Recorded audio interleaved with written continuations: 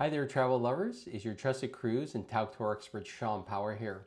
I wanted to talk with you today about one of the most, we'll say, exciting segments of the travel industry because a lot of people are interested in it, or they've already done it and they want to do it again, or they've heard about it and they've definitely heard great things.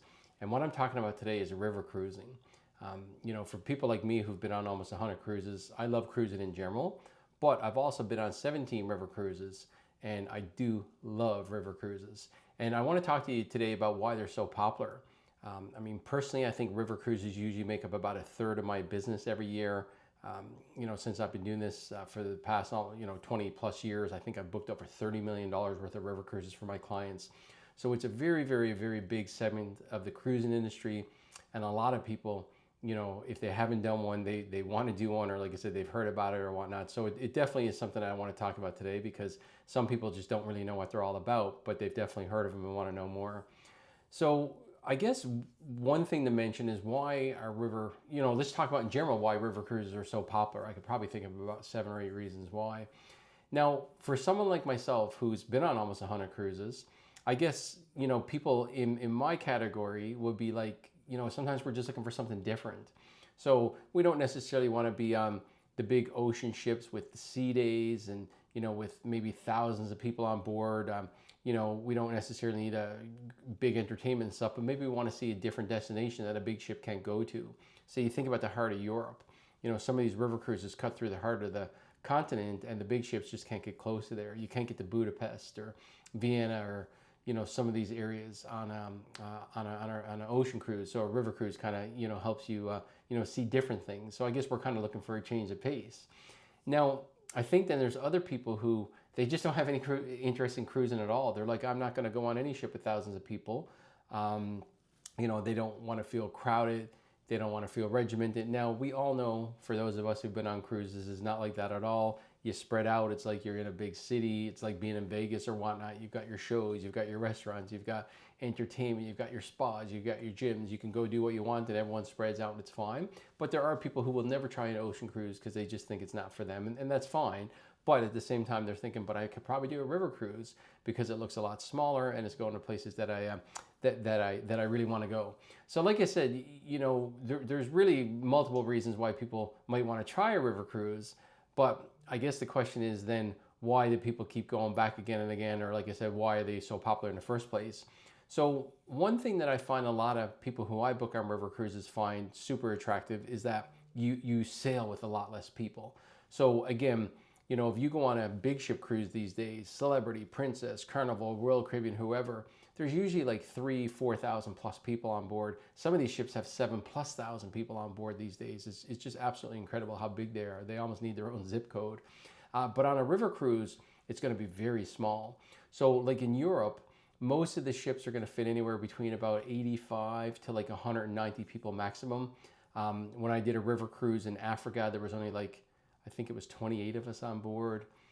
Over in the Mekong in Southeast Asia, most of those ships I think have around 80. So like I said, 200 is usually the max.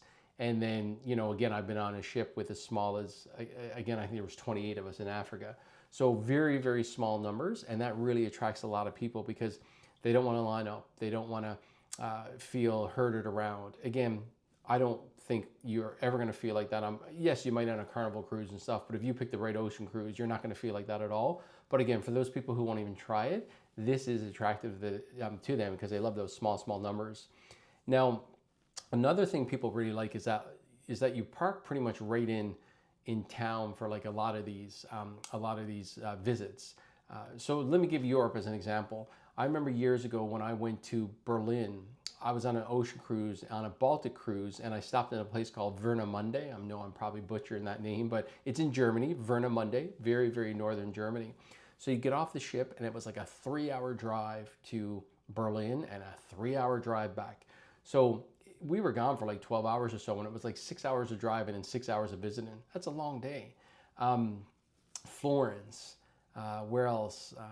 Like to get into Florence and back from Livorno, I think it's about 2 hours each way. If you want to go from Civitavecchia in the Rome and back, it's a good hour and a half, maybe even 2 with traffic. So the point is, I think Le Havre in France is like almost 3 hours to get to Paris. So the point is when you're on an ocean cruise, it could take hours to get to some of these ports.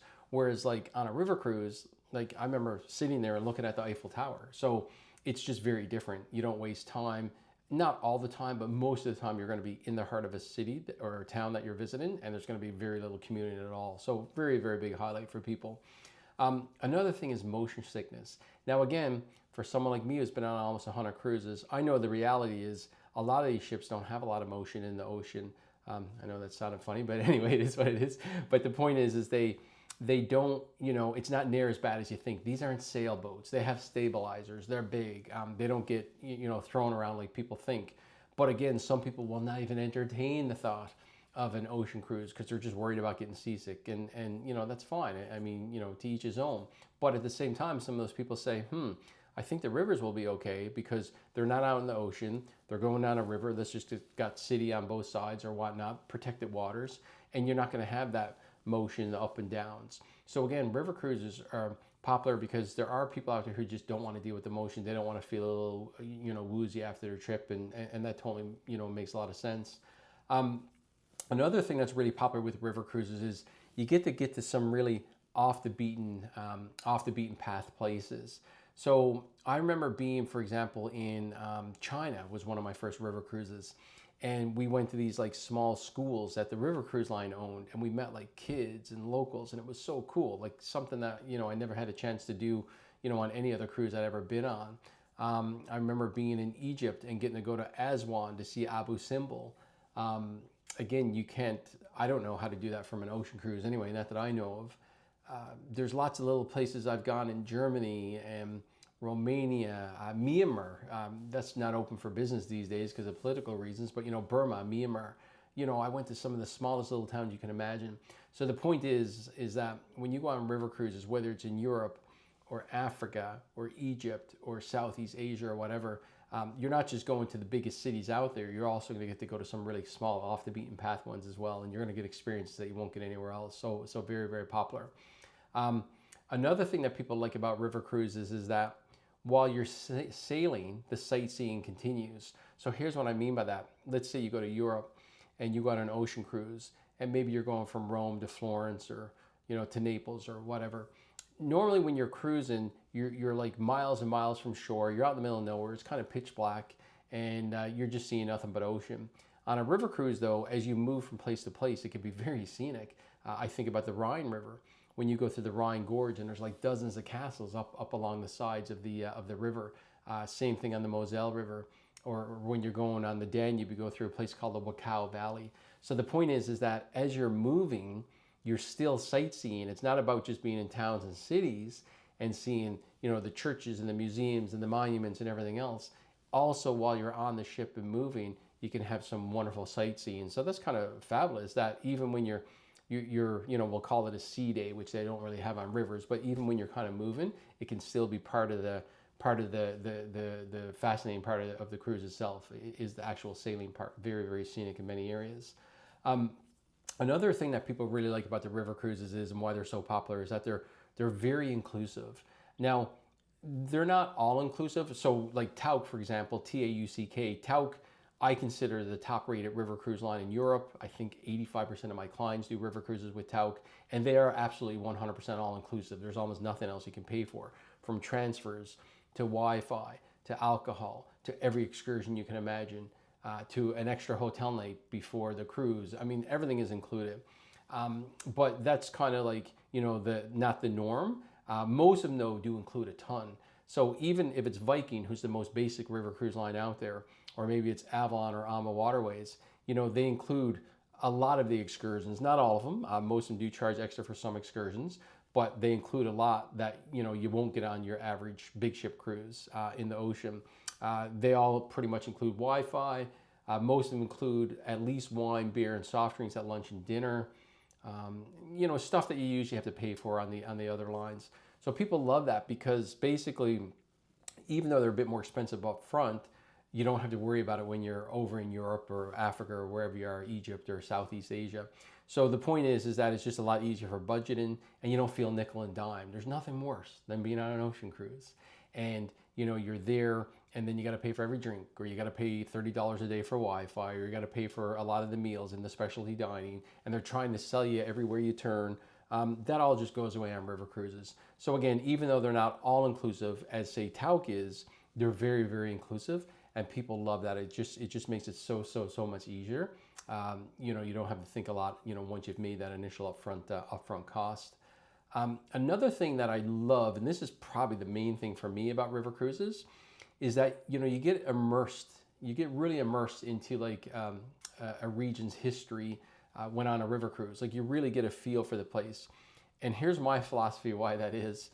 When you go on an ocean cruise, you know, a lot of people will go to the ports and they'll just get off and they'll walk around and they won't do much. They might visit a few shops. I don't know, maybe they'll go to a restaurant, have a drink or whatnot. But, you know, and they might do an excursion, but, you know, it might be basic. Maybe it's in the Caribbean. They're just going to a beach, or they're doing kayaking or something basic. But, you know, they're not getting a real good feel for a place. Sure, they've been to Mexico, or, you know, they've been to, you know, wherever it is in the Caribbean or whatnot, or Alaska. But a lot of people will just get off and they'll just walk around and they don't really get a good feel for the place. And it's not like, oh, that was, you know, wonderful. They just feel like they had a taste, and they think that's the norm. And I used to think it was the norm because that's how I used to cruise for years. But when I did my first river cruise, remember I said pretty much every river cruise line includes your shore excursions.